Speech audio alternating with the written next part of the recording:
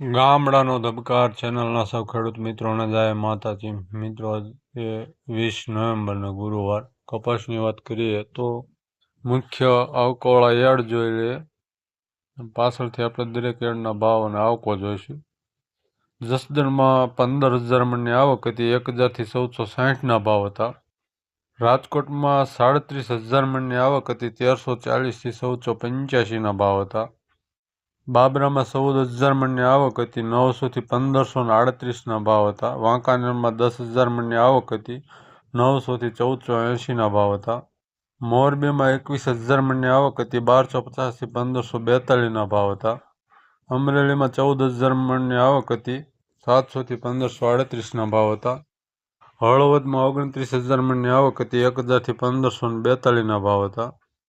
સાવરકુંડલામાં 11,000 મણની આવક હતી, 1,070થી 1,600 પૂરાના ભાવ હતા. બોટાદમાં 49,000 મણની આવક હતી, 1,110થી 1,520ના ભાવ હતા.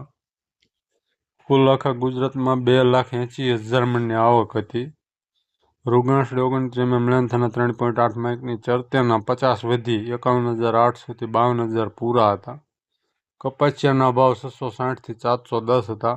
સૌરાષ્ટ્રમાં ખોળ બ્રાન્ડેડના 1,610 અને એવરેજ નાની મિલોના 1,400થી 1,490 હતા પ્રતિ 50 કિલોના.